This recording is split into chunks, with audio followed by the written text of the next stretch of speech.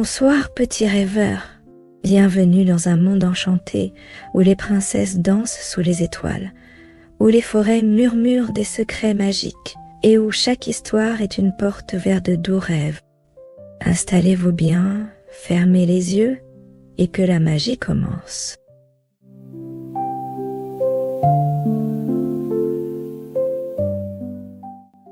De Blondine, de Bonne Biche et de Beau Minon. 1. Blondine. Il était une fois un roi nommé Bénin, aimé de tous pour sa bonté et respecté pour sa justice. Sa femme, la reine Doucette, partageait sa bienveillance. Ensemble, ils avaient une fille, Blondine, prénommée ainsi pour ses superbes cheveux blonds. Elle était aussi adorable et douce que ses parents. Malheureusement, la reine mourut peu après la naissance de Blondine, plongeant le roi dans un profond chagrin. Trop jeune pour comprendre, Blondine continuait de rire, jouer et dormir paisiblement. Le roi, qui l'aimait tendrement, comblait sa fille de jouets, de friandises et de fruits délicieux, rendant son enfance heureuse. Un jour, les sujets du roi Bénin le pressèrent de se remarier pour assurer la succession avec un fils. D'abord réticent, encore marqué par la perte de Doucette, il finit par céder. Il confia à son fidèle ministre, Léger, la mission de trouver une nouvelle reine. « Mon ami, dit-il, je ne veux pas m'occuper de cette recherche. Trouver une princesse qui saura rendre ma Blondine heureuse, c'est tout ce que je demande. » Léger partit immédiatement, visitant de nombreux royaumes. Après avoir rencontré des princesses peu engageantes, il arriva chez le roi Turbulent, dont la fille, Fourbette, semblait charmante, intelligente et aimable. Séduit, Léger demanda sa main pour le roi Bénin sans vérifier son véritable caractère. Turbulent, ravi de se débarrasser de sa fille au tempérament jaloux et orgueilleux, accepta sur le champ. Léger repartit avec Fourbette et une caravane de 4000 mules chargées de ses biens et bijoux. À leur arrivée, le roi Bénin trouva Fourbette jolie, mais loin de posséder la douceur de Doucette. Lorsqu'elle rencontra Blondine, alors âgée de 3 ans, Fourbette la fixa d'un regard si dur que la petite, effrayée, éclata en pleurs. « Pourquoi pleures-tu, ma douce Blondine ?» demanda le roi. « Papa, cher papa, » murmura-t-elle en se blottissant contre lui. « J'ai peur de cette princesse. Elle a l'air si méchante. » Surpris, le roi remarqua l'expression hostile de Fourbette. Il décida de protéger Blondine en la confiant exclusivement à sa nourrice et à sa gouvernante, qui l'adorait.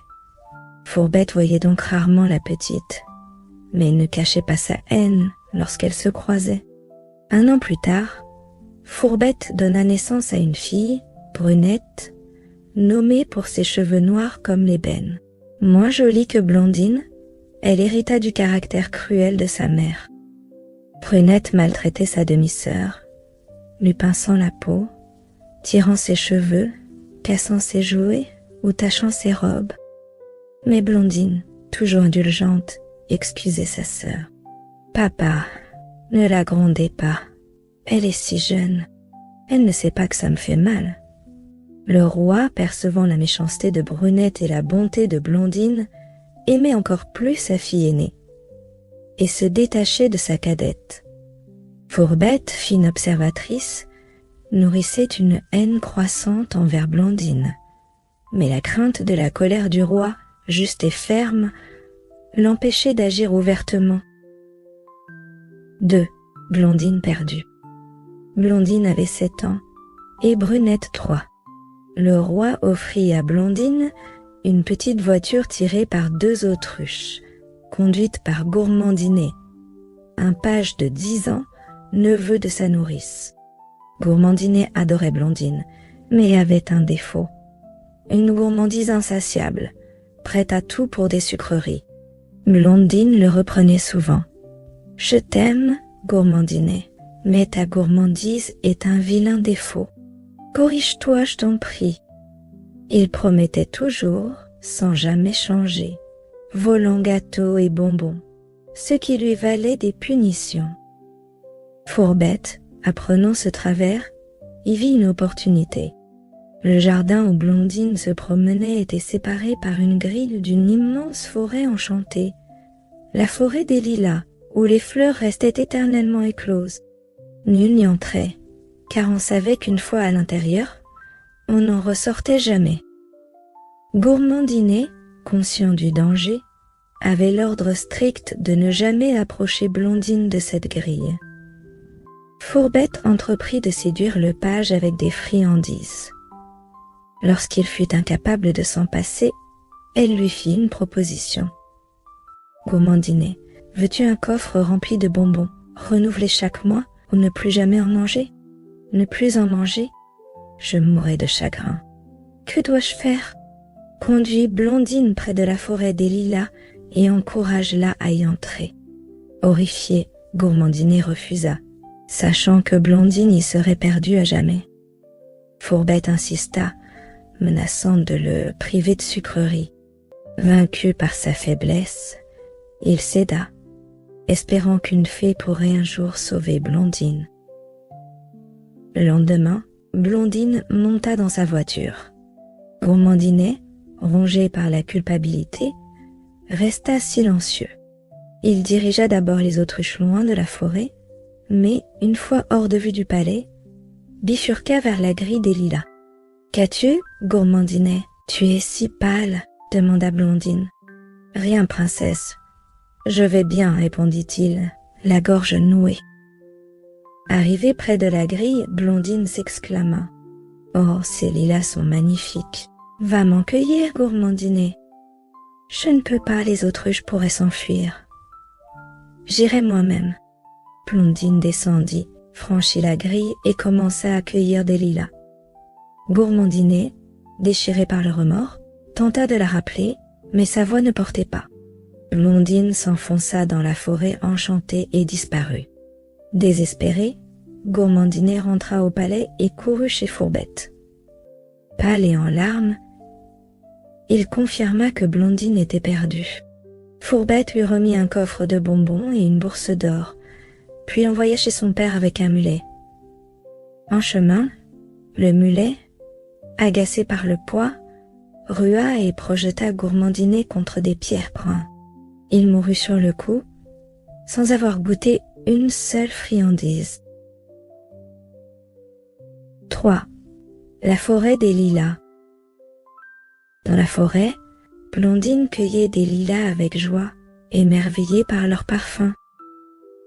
À mesure qu'elle avançait, elle en trouvait de plus beaux, vidant son tablier pour en ramasser davantage. Après 1 heure, fatiguée et alourdie, elle décida de rentrer. Mais, entourée de lilas, elle ne retrouva pas son chemin. Elle appela Gourmandinet, sans réponse. L'angoisse monta. Que vais-je devenir seule ici? Papa doit être fou d'inquiétude. Et Gourmandinet, il va être puni à cause de moi. Épuisée, Blondine s'effondra au pied d'un arbre, pleurant jusqu'à s'endormir. 4. Premier réveil de Blondine, Beau Minon. Blondine dormit paisiblement, protégée du froid et des bêtes. Au matin, surprise de se réveiller dans la forêt, elle appela sa nourrice. Un doux miaulement lui répondit. Un magnifique chat blanc, Beau Minon, la regardait tendrement. « Oh, Beau Minon, comme tu es beau !» s'exclama-t-elle. « Je suis si contente de te voir. Conduis-moi à ta maison. Je meurs de faim. » Beau Minon miaula et lui montra un paquet enveloppé de linge. À l'intérieur, Blondine trouva des tartines beurrées qu'elle partagea avec le chat. Repu, Elle caressa Beau Minon et lui demanda « Peux-tu me ramener à mon père? Il doit être si triste. » Beau Minon secoua la tête, miaulant plaintivement. « Aie pitié de moi, mène-moi quelque part où je ne mourrai pas de faim et de peur. » Beau Minon se leva, fit quelques pas et se retourna pour l'inviter à le suivre. Les buissons s'écartaient sur leur passage, se refermant derrière eux. Après 1 heure, la forêt s'éclaircit, révélant un château magnifique. Beau Minon guida Blondine jusqu'à une grille dorée, puis disparut. 5. Bonne Biche. Seule devant la grille, Blondine fut surprise de la voir s'ouvrir seule. Elle entra dans une cour déserte, puis dans un vestibule de marbre blanc. Les portes s'ouvraient d'elles-mêmes, menant à une enfilade de salons somptueux. Dans un salon bleu et or, une biche blanche, couchée sur un lit d'herbes odorantes, se leva à son arrivée. « Bienvenue, Blondine, » dit-elle. « Moi, Bonne Biche, et mon fils Beau Minon t'attendions depuis longtemps. » Effrayée, Blondine balbutia. « Si vous connaissez mon père, ramenez-moi à lui, je vous en prie. » Bonne Biche soupira. « Je ne peux pas, Blondine. Tu es sous l'emprise de l'enchanteur de la forêt des lilas, dont le pouvoir surpasse le mien. Mais je peux envoyer des rêves à ton père pour le rassurer. Sois sage et docile, et nous ferons tout pour ton bonheur. » Blondine, émue, retint ses larmes pour ne pas sembler ingrate. Bonne Biche et Beau Minon lui montrèrent sa chambre, ornée de soie rose et de meubles en velours blanc, puis son cabinet d'études, décoré de damas bleus et de portraits royaux mystérieux. Au dîner, servi par des gazelles, Blondine savoura des mets délicieux. Épuisée, elle se coucha, servie par 2 gazelles, et s'endormit en pensant à son père. 6. Second réveil de Blondine. À son réveil, Blondine se sentit transformée. Plus grande, plus mature, elle avait l'impression d'avoir acquis des connaissances pendant son sommeil. Dans un miroir, elle se découvrit magnifique, ses cheveux tombant jusqu'à ses pieds. Troublée, elle courut voir Bonne Biche. « Expliquez-moi ce changement. Suis-je vraiment devenue adulte en une nuit ?» Bonne Biche sourit. « Tu as 14 ans, Blondine. Tu as dormi 7 ans, pendant lesquels nous t'avons instruite. Viens vérifier tes talents. » Dans la salle d'études, Blondine joua du piano et de la harpe avec brio, chanta, dessina et écrivit avec aisance. Ravie, elle remercia chaleureusement Bonne Biche et Beau Minon. Puis, timidement, elle demanda des nouvelles de son père. Bonne Biche la conduisit devant un miroir magique. Blondine y vit son père, désespéré, apprenant sa disparition. Fourbette prétendait que Blondine avait insisté pour conduire les autruches, qu'il avait entraînées dans la forêt des lilas. Le roi, fou de douleur, tenta de s'y précipiter, mais fut retenu. Un rêve envoyé par Bonne Biche le rassura sur le sort de sa fille. Une autre vision montra le roi vieilli, pleurant sur un portrait de Blondine, seule, Fourbette et Brunette absentes. « Pourquoi mon père est-il seul ?» demanda Blondine en larmes. Fourbette, indifférente à ta perte, fut renvoyée chez son père, où elle mourut de rage. Brunette, devenue insupportable, fut mariée au prince violent, qui tente de corriger son caractère. Tu la reverras un jour. Blondine remercia Bonne Biche, mais n'osa demander quand elle reverrait son père, de peur de sembler ingrate. Ses journées, bien qu'occupées, étaient teintées de tristesse. Seul Beau Minon l'accompagnait dans ses promenades, car Bonne Biche n'était présente qu'au repas et aux leçons. 7. Le perroquet. 6 mois après son réveil, Blondine, nostalgique de son père, s'ennuyait. Un matin, un perroquet aux plumes vertes et oranges frappa à sa fenêtre. Surprise, elle l'ouvrit. Bonjour, Blondine, dit-il d'une voix aiguë. Je sais que tu t'ennuies. Promets de ne pas révéler ma visite, ou Bonne Biche me tordra le cou. Blondine promit, séduite par sa gaieté. Le perroquet la flatta, vantant sa beauté et son intelligence. Chaque jour, il revenait, l'amusant avec ses récits. Un matin, il annonça « J'ai des nouvelles de ton père. Il va bien, mais pleure ton absence. Je peux t'aider à le rejoindre, si tu m'écoutes. » Blondine, enthousiaste, voulut le présenter à Bonne Biche. Mais le perroquet refusa, prétendant qu'elle et Beau Minon le détestaient pour avoir libéré leur victime. Il révéla qu'une rose, cachée dans la forêt, était le talisman pour briser son exil. Quand Blondine demanda une rose à Bonne Biche, celle-ci s'alarma. « Ne parle jamais de cette fleur, Blondine. Elle est dangereuse. » Troublée, Blondine céda au conseil du perroquet.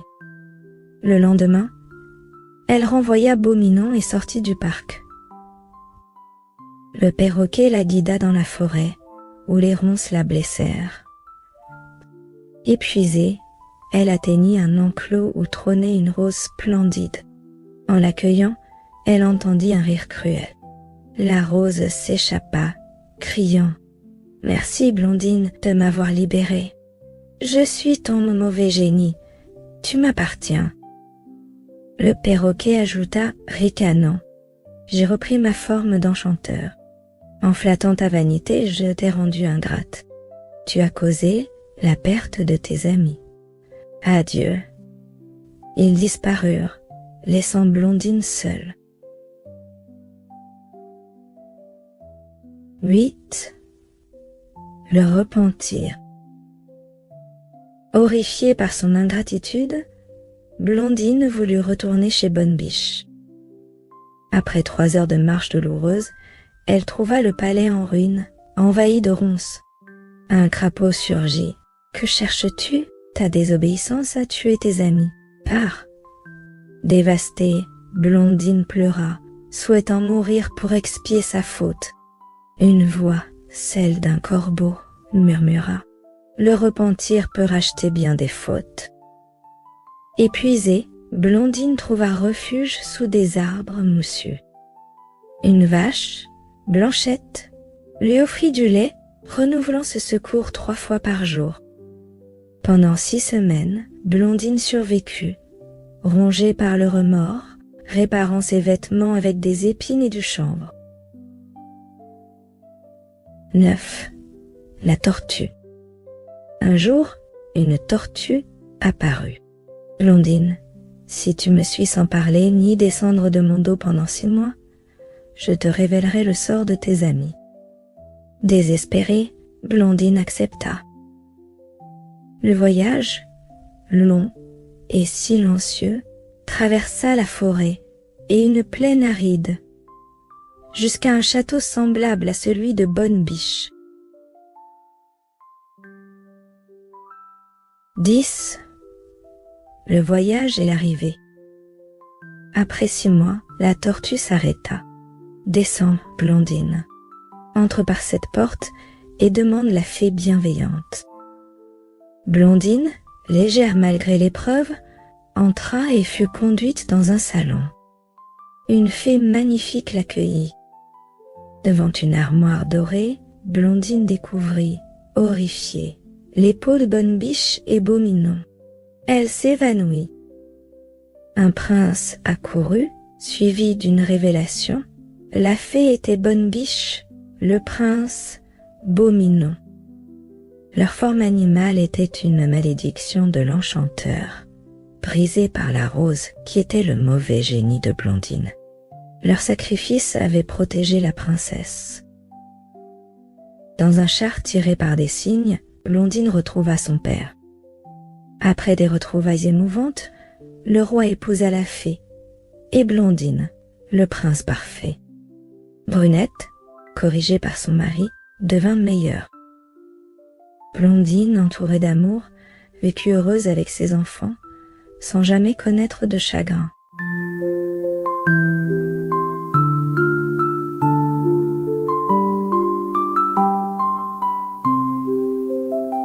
La Belle au bois dormant. Il était une fois un roi et une reine très tristes de ne pas avoir d'enfants, tellement tristes qu'on ne peut l'imaginer. Mais un jour, une merveilleuse petite fille naquit enfin. Pour célébrer sa naissance, ils organisèrent une grande fête et invitèrent toutes les fées du royaume. Il y en avait 7 pour être ses marraines. Chaque fée devait offrir un cadeau magique à la princesse, comme le voulaient les traditions d'autrefois, afin qu'elle devienne une personne extraordinaire. Après le baptême, tout le monde retourna au palais pour un somptueux banquet en l'honneur des fées. Devant chacune d'elles, on plaça une assiette magnifique avec un coffret en or contenant une cuillère, une fourchette et un couteau orné de diamants et de rubis. Mais alors que tout le monde s'installait, une vieille fée entra sans avoir été invitée. Cela faisait plus de 50 ans qu'elle vivait recluse dans une tour, si bien qu'on la croyait morte ou ensorcelée. Le roi lui fit donner une place, mais il n'y avait pas assez de coffrets en or, car on n'en avait préparé que 7 pour les 7 fées. La vieille fée, se sentant ignorée, murmura des paroles menaçantes. Une jeune fée, assise près d'elle, l'entendit et devina qu'elle pourrait lancer un sort néfaste à la princesse. Dès la fin du repas, elle se cacha derrière une tenture pour parler en dernier et tenter de réparer le mal que la vieille pourrait causer. Les fées commencèrent alors à offrir leurs cadeaux. La première donna à la princesse d'être la plus belle du monde, la deuxième d'avoir l'esprit vif comme un ange, la troisième une élégance parfaite dans tout ce qu'elle ferait, la quatrième le talent de danser à merveille, la cinquième une voix aussi douce qu'un rossignol, et la sixième le don de jouer de tous les instruments avec une maîtrise parfaite. Quand vint le tour de la vieille fée, elle déclara pleine de rancune que la princesse se piquerait la main sur un fuseau et en mourrait. Ce sort terrible fit trembler tout le monde, et beaucoup pleurèrent. Mais la jeune fée sortit de sa cachette et dit d'une voix forte : « Rassurez-vous, roi et reine, votre fille ne mourra pas. Je ne peux pas annuler complètement le sort, mais au lieu de mourir, elle s'endormira profondément pendant 100 ans, jusqu'à ce qu'un prince vienne la réveiller. » Pour éviter ce malheur, le roi interdit immédiatement à quiconque de filer avec un fuseau ou d'en posséder, sous peine de mort. 15 ou 16 ans plus tard, alors que le roi et la reine séjournaient dans une de leurs résidences d'été, la princesse explora le château. En montant dans une tour, elle découvrit une petite pièce où une gentille vieille dame filait de la laine. Cette femme n'avait jamais entendu parler de l'interdiction du roi. « Que faites-vous là ?» demanda la princesse. « Je file, ma chère enfant », répondit la vieille, qui ne savait pas qui elle était. « Oh, comme c'est joli! Montrez-moi comment faire !» dit la princesse. Mais à peine toucha-t-elle le fuseau qu'elle se piqua la main et s'évanouit, car le sort des fées devait s'accomplir. La vieille dame, paniquée, appela à l'aide. On essaya de ranimer la princesse en lui jetant de l'eau, en la délaçant et en lui frottant les tempes avec un parfum spécial, mais rien n'y fit. Le roi, alerté par le bruit, se rappela la prédiction des fées. Comprenant que cela devait arriver, il fit installer la princesse dans une belle chambre, sur un lit orné de broderies d'or et d'argent. Elle était si radieuse, avec ses joues roses et ses lèvres comme des pétales, qu'elle semblait être un ange. On entendait son souffle léger, preuve qu'elle n'était pas morte. Le roi ordonna qu'on la laisse dormir jusqu'à ce que le moment de son réveil arrive. La bonne fée, qui avait adouci le sort, était alors à des milliers de lieues, dans le royaume de Mataquin. Un petit nain, chaussé de bottes magiques, qui parcourait 7 lieues en une seule foulée, l'informa de l'accident. La fée arriva en une heure, dans un chariot de feu tiré par des dragons. Le roi l'accueillit et elle approuva ses décisions. Mais, très sage, elle pensa que la princesse serait troublée de se réveiller seule dans un vieux château. Alors, elle toucha de sa baguette magique tout ce qui s'y trouvait, sauf le roi et la reine, servantes, cuisiniers, gardes, chevaux, chiens, et même la petite chienne de la princesse. Pouf! Tous s'endormirent pour se réveiller en même temps qu'elle, prêts à la servir. Même les brochettes sur le feu s'arrêtèrent de cuire et le feu lui-même s'endormit. Tout fut fait en un instant, car les fées travaillaient vite. Le roi et la reine embrassèrent leur fille endormie, puis quittèrent le château. Ils interdirent à quiconque de s'en approcher, mais ce n'était pas nécessaire. En un quart d'heure, une forêt d'arbres et de ronces épaisses poussa tout autour, cachant le château, sauf les tours visibles de loin. La fée avait veillé à protéger la princesse des curieux. 100 ans plus tard, un jeune prince, d'une autre famille, chassait dans la région. Intrigué par les tours qu'il apercevait, il demanda ce qu'elles étaient. Certains parlèrent d'un château hanté, d'autres d'un lieu de sorciers, ou encore d'un ogre qui dévorait des enfants. Mais un vieux paysan lui raconta : « Mon prince, mon père m'a dit qu'une princesse dort là-dedans depuis 100 ans, et qu'un prince viendra la réveiller. » Le prince, enthousiaste, décida d'aller voir. À son approche, les ronces s'écartèrent, comme par magie. Il avança jusqu'au château, mais ses compagnons ne purent le suivre, car les arbres se refermèrent derrière lui. Dans la cour, un silence effrayant régnait, avec des corps allongés partout, comme morts.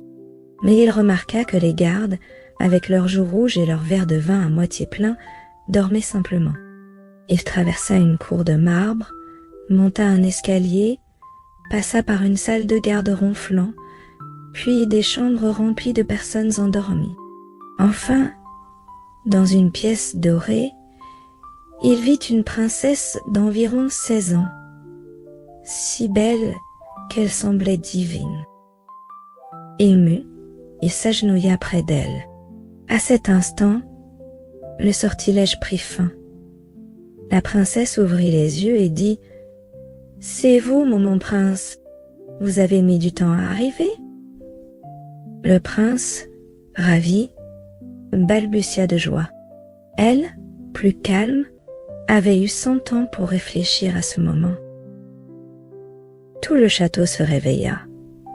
Les serviteurs reprirent leur travail et la dame d'honneur, affamée, annonça que le dîner était prêt. La princesse, élégamment vêtue mais dans un style très ancien, se leva avec l'aide du prince. Ils dînèrent dans un salon orné de miroirs, accompagnés par des musiciens jouant de vieux airs magnifiques. Puis, ils se marièrent dans la chapelle du château. Ils vécurent heureux pendant 2 ans et eurent 2 enfants, une fille, Aurore, et un fils, Jour, nommé ainsi car il était encore plus beau que sa sœur. La mère du prince, une reine d'origine ogresse, mariée au roi pour sa richesse, effrayait son fils. On murmurait qu'elle luttait pour ne pas dévorer les enfants qu'elle croisait. Par peur, le prince garda son mariage secret. À la mort du roi, 2 ans plus tard, le prince, devenu roi, annonça publiquement son mariage et fit venir sa femme et ses enfants dans la capitale avec une grande cérémonie. Mais peu après, il partit en guerre contre l'empereur Cantalabute, laissant la régence à sa mère. Celle-ci, cédant à ses instincts, envoya la jeune reine et ses enfants dans une maison isolée dans les bois. Quelques jours plus tard, elle ordonna à son maître d'hôtel : « Je veux manger la petite Aurore demain, avec une sauce savoureuse. » Le maître d'hôtel, horrifié, ne pouvait désobéir. Mais au lieu de tuer Aurore, qui avait 4 ans et lui sauta au cou en riant, il cacha l'enfant chez sa femme et prépara un agneau que la reine trouva délicieux. 8 jours plus tard, elle demanda à manger le petit jour, âgé de 3 ans, qui jouait à l'épée avec un singe. Le maître d'hôtel le cacha aussi et servit un chevreau que la reine dévora avec plaisir. Tout allait bien jusqu'à ce qu'elle ordonne « Je veux manger la reine avec la même sauce ». Désespéré, le maître d'hôtel ne pouvait trouver d'animal semblable à la reine, qui avait 20 ans, plus les 100 ans de sommeil. Prêt à la tuer, il entra dans sa chambre, poignard en main, mais, ému, lui révéla tout. La reine, croyant ses enfants morts, accepta son sort. Mais il lui dit « Non, vous ne mourrez pas, vos enfants sont en sécurité chez moi. » Il la cacha avec eux et servit une biche à la place, que la reine ogresse savoura. Un soir, en rôdant dans le château, la reine entendit Jour pleurer, puni pour une bêtise, et Aurore supplier pour lui. Furieuse d'avoir été trompée, elle ordonna qu'on remplisse une cuve de serpents, de crapauds et de vipères pour y jeter la reine, ses enfants, le maître d'hôtel et sa femme. Alors qu'ils allaient être exécutés, le roi revint plus tôt que prévu et découvrit l'horrible scène. L'ogresse, folle de rage, se jeta dans la cuve et fut dévorée par les créatures. Le roi, bien que triste pour sa mère, retrouva vite le bonheur avec sa femme et ses enfants.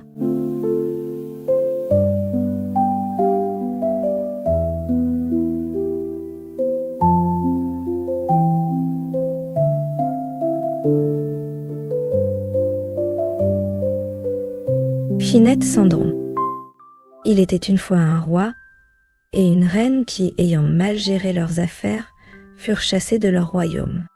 Pour survivre, ils durent vendre leurs couronnes, puis leurs vêtements, leurs draps, leurs bijoux et enfin leurs meubles, pièce par pièce. Devenu très pauvre, le roi dit à sa femme « Nous voilà exilés, sans rien. Il faut gagner notre vie et celle de nos enfants. »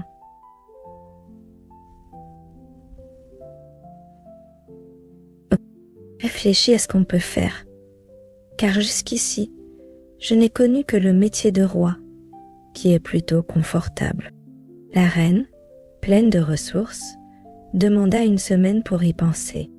Elle répondit ensuite « Sire, ne nous décourageons pas. Vous fabriquez des filets pour chasser des oiseaux ou pêcher des poissons. Moi, je filerai des cordes pour en remplacer les usées.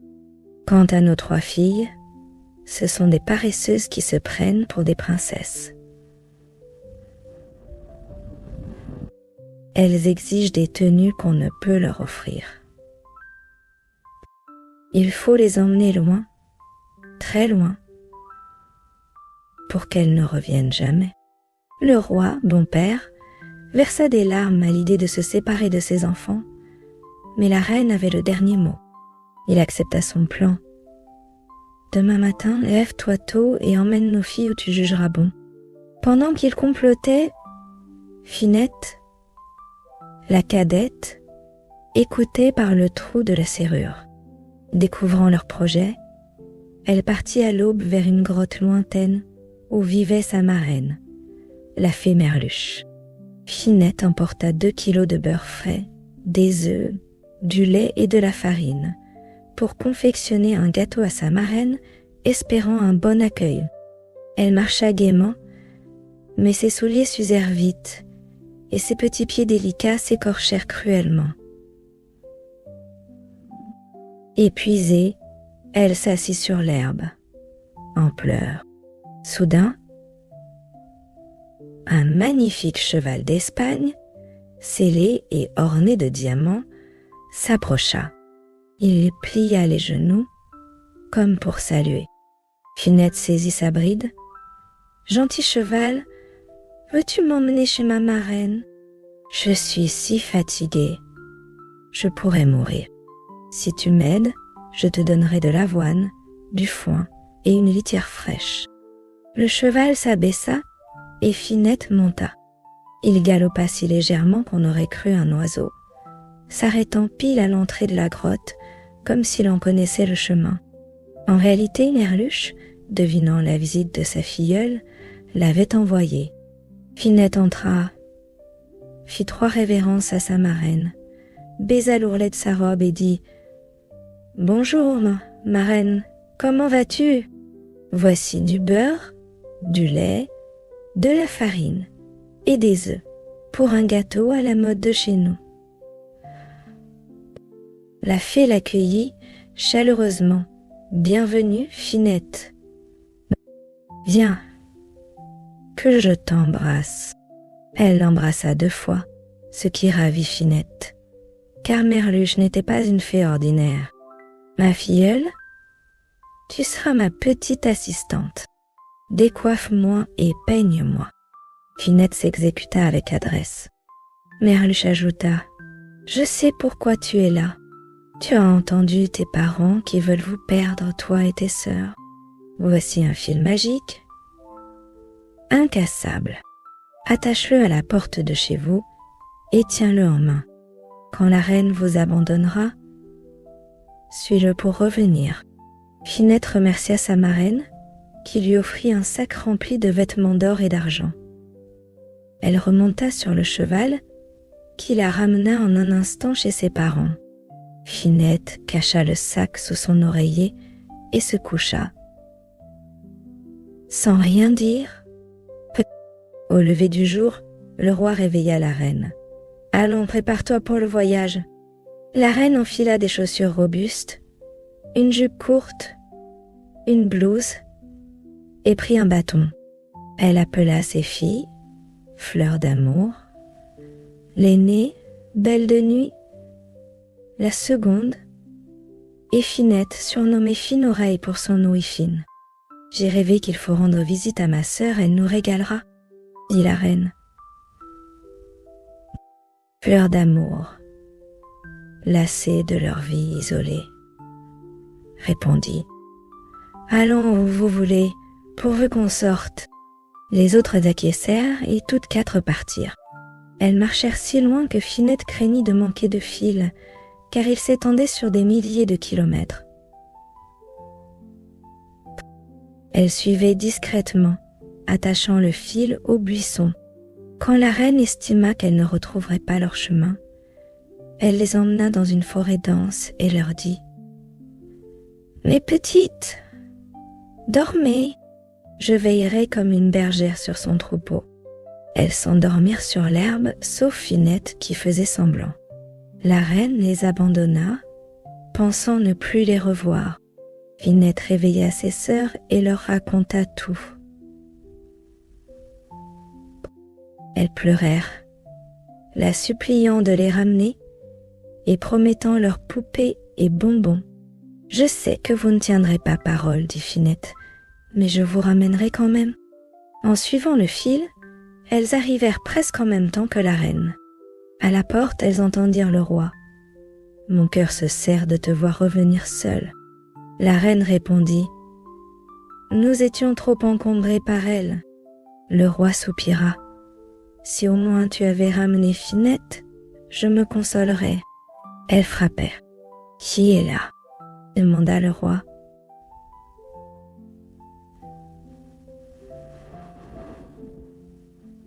Demanda le roi. « Vos filles, Fleur d'amour, Belle de nuit et Fine Oreille. »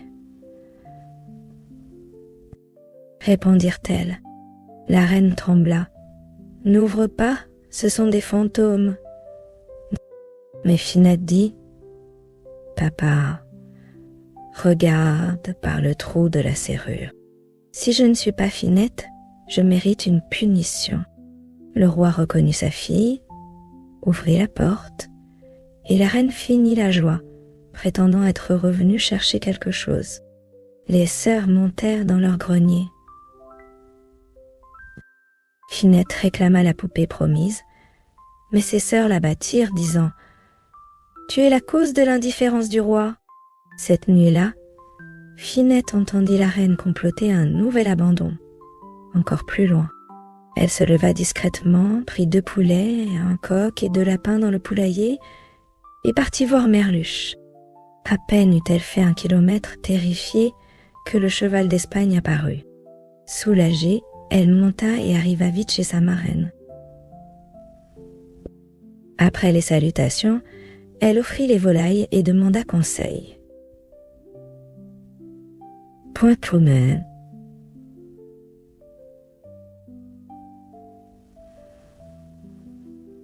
Pompille, Merluche lui donna un sac de cendres. Secoue-le en marchant, les cendres marqueront ton chemin. Mais ne ramène pas tes sœurs, elles sont trop cruelles. Si tu le fais, je ne te reverrai plus. Finette reçut aussi une boîte de diamants valant des fortunes, puis le cheval la ramena chez elle. Le lendemain, la reine annonça « Le roi est malade. J'ai rêvé qu'il faut cueillir des fleurs médicinales dans un pays lointain pour le rajeunir. Partons. » Elles voyagèrent si loin que Finette secouait ses cendres avec soin, sans que le vent ne les disperse. Une nuit, la reine les abandonna. Au matin, Finette réveilla ses sœurs. Nous sommes seules. Elles pleurèrent, se frappant de désespoir. Malgré l'interdiction de Merluche, Finette eut pitié et les guida en suivant les cendres. Elles rentrèrent chez leurs parents. Le roi et la reine, stupéfaits, complotèrent encore. Finette, toujours à l'écoute, alerta ses sœurs. « Nous sommes perdus. La reine veut nous abandonner dans un désert. Vous m'avez fait désobéir à ma marraine. Je n'ose plus la voir. » Désespérée, Belle de Nuit proposa « Prenons des pois. Sémons-les pour retrouver notre chemin. » Fleur d'Amour approuva et elles remplirent leurs poches. Finette, elle, prit son sac d'habits et la boîte de diamants. La reine annonça « J'ai rêvé que 3 princes vous attendent dans un pays lointain pour vous épouser. Allons-y. » Elles semèrent des pois, confiantes. Mais la reine les emmena encore plus loin et les quitta une nuit. Puis, au réveil, Finette constata son absence. Ses sœurs, sûres de leur poids, la rabrouèrent. Mais les pigeons avaient tout mangé et le chemin était perdu. Elles pleurèrent à chaudes larmes. Affamée pendant 2 jours, Fleur d'Amour demanda « N'as-tu rien à manger ?» Finette trouva un gland. « Plantons-le. Il deviendra un arbre utile. » Elles l'arrosèrent, disant « Crois, crois, beau gland !» Il poussa à vue d'œil. Quand il fut assez grand, Finette, plus légère, grimpa et annonça « Je vois un palais magnifique, avec des murs d'émeraude, un toit de diamants et des clochettes d'or. » Ses sœurs, incrédules, montèrent à tour de rôle et furent émerveillées. Elles décidèrent d'y aller, espérant y trouver des princes.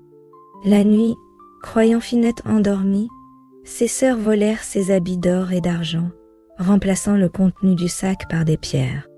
Au matin, elles se parèrent splendidement, laissant Finette en haillons, la traitant de servante. En approchant du palais, elles dirent « Finette, tu laveras la vaisselle.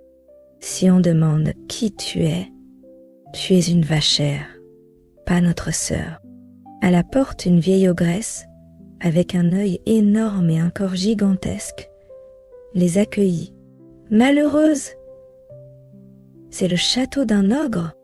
Vous suffirez à peine pour son déjeuner. Mais je suis plus clémente que lui. Entrez. » Terrifiées, elles s'enfuirent. Mais l'ogresse les rattrapa et les enferma dans une cave pleine de crapauds et d'ossements. Voulant manger Finette en salade, elle partit chercher des condiments. Mais l'ogre arriva. Craignant qu'il ne les dévore, elle les cacha sous une cuve. L'ogre, 6 fois plus grand, sentit leur présence. « Je veux cette chair fraîche. » L'ogresse le calma. « Ce sont 3 filles que j'ai capturées. Elles savent tout faire. Nettoyer, coudre, cuisiner. Laisse-les me servir. Je suis fatiguée. » Après maintes disputes, il promit de ne pas les manger tout de suite. L'ogresse, en secret, planifiait de les dévorer quand ils partiraient chasser. L'ogre voulut les voir. Les sœurs, terrifiées, dirent savoir balayer, coudre, filer et cuisiner des plats exquis. Ravi, l'ogre ordonna. « Au travail, Finette, comment sais-tu si le four... »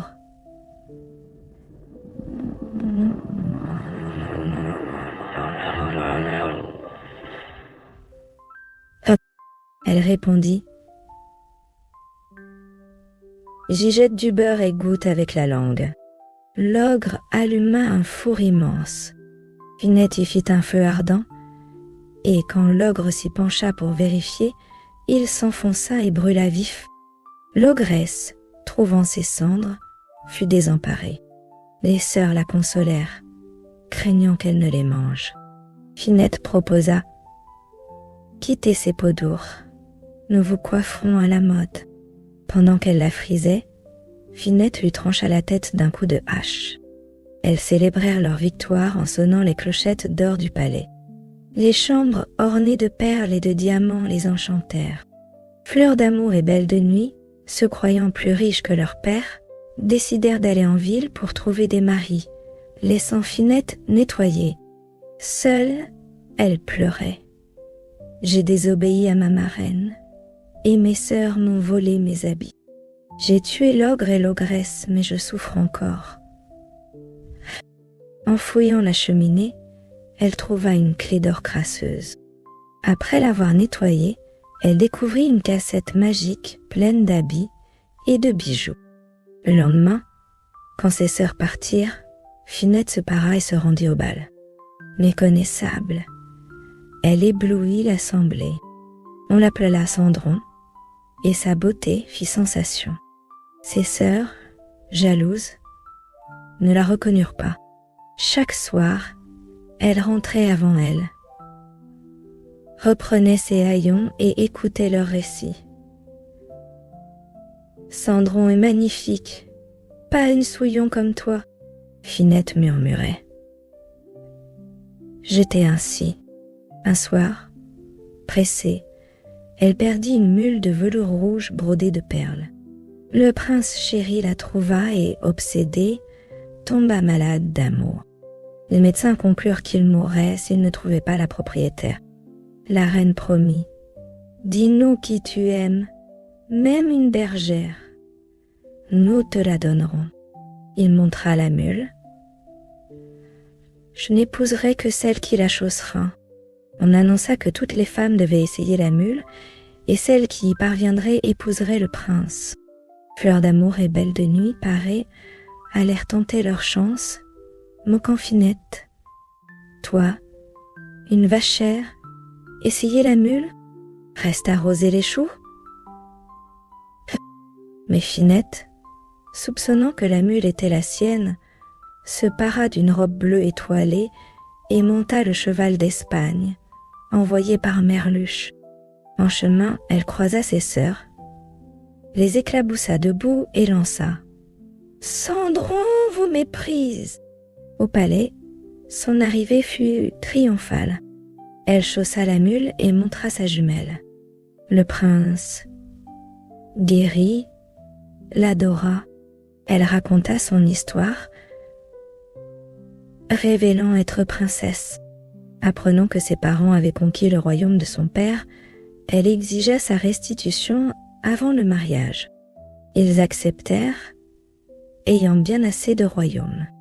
Quand ses sœurs arrivèrent, Apprenant le succès de Finette, elles voulurent fuir. Mais Finette les accueillit avec bonté, les présenta à la reine et promit leur retour au royaume. Confuses, elles la remercièrent. Les noces furent somptueuses.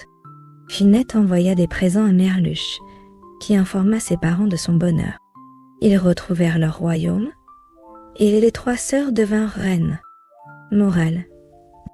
Pour tirer d'un ingrat une noble vengeance, imite la sagesse de Finette, si vaillante. Ne cesse de l'accabler de bienfaits généreux. Tes dons et tes services, tels des vengeurs silencieux, tourmentent son cœur trouble en secret supplice. Fleur d'amour, belle de nuit, cruellement punie.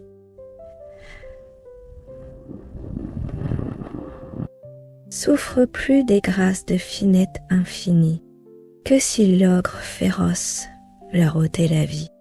Suis toujours son exemple, et dans ton ressentiment, sache qu'un cœur magnanime, en vérité, ne saurait se venger plus noblement.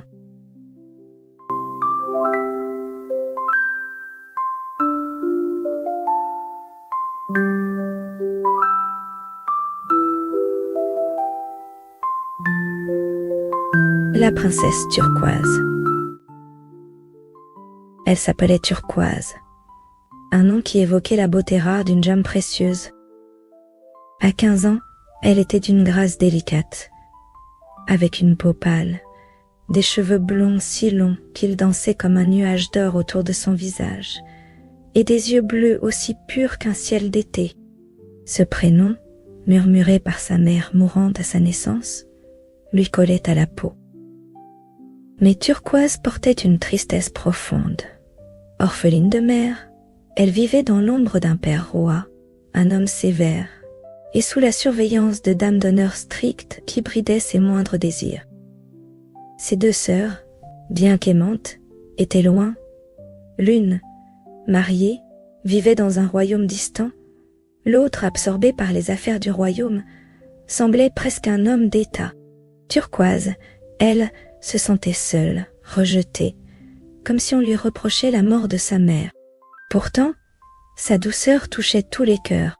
Fuyant les fastes guindées de la cour, elle trouvait refuge près des fontaines ou sous les grands arbres, rêvant à cette mère qu'elle n'avait jamais connue, dont les récits la hantaient. « Si seulement j'avais son visage en mémoire !» soupirait-elle, le cœur lourd.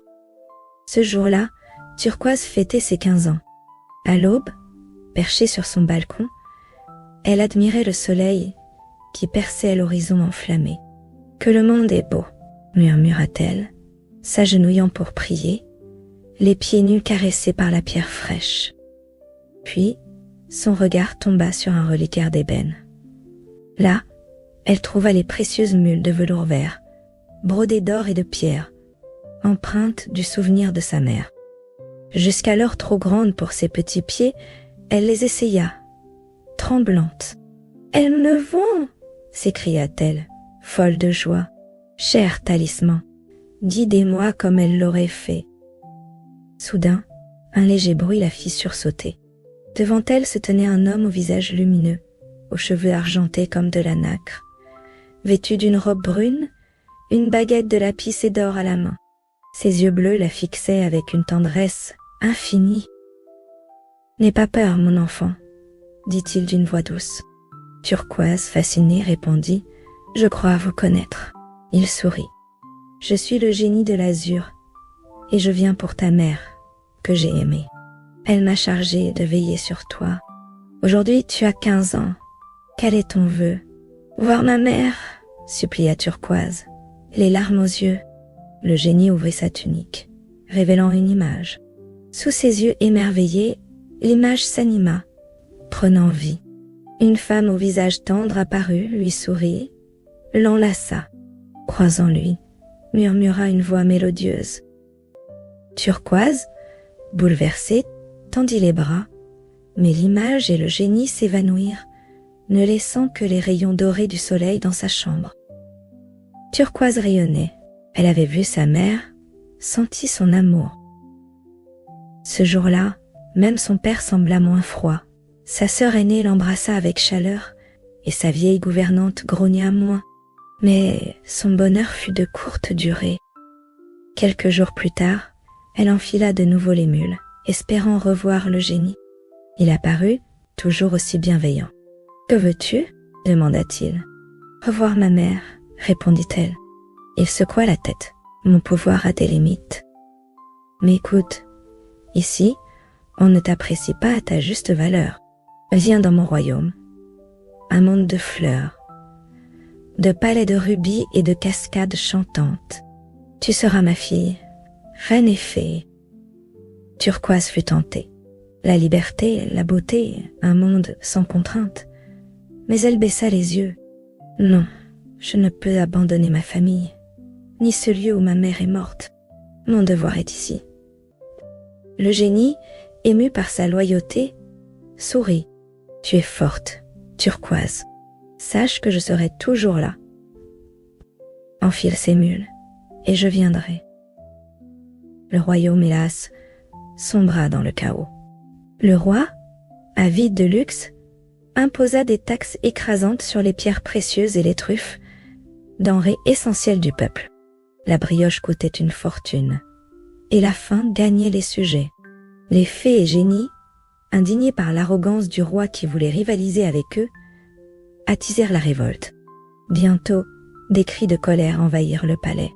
Turquoise, seule dans sa chambre, entendit des pas précipités. « Fuyez, princesse !» lui crièrent ses serviteurs avant de l'abandonner.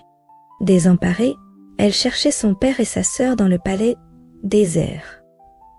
Un jeune homme, simplement vêtu mais d'une allure noble, apparut. « Suivez-moi » dit-il avec respect.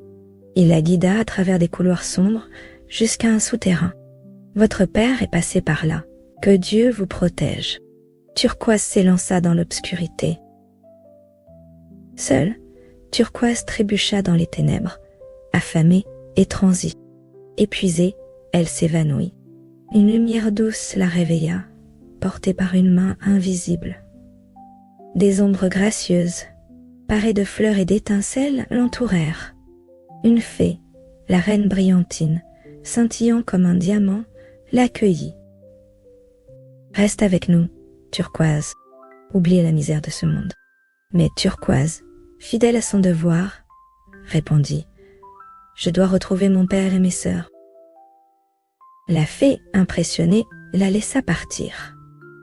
Un vent glacé éteignit les lumières, et Turquoise se retrouva dans une forêt dense. Là, des fruits nourriciers tombèrent à ses pieds, des ronces s'écartèrent.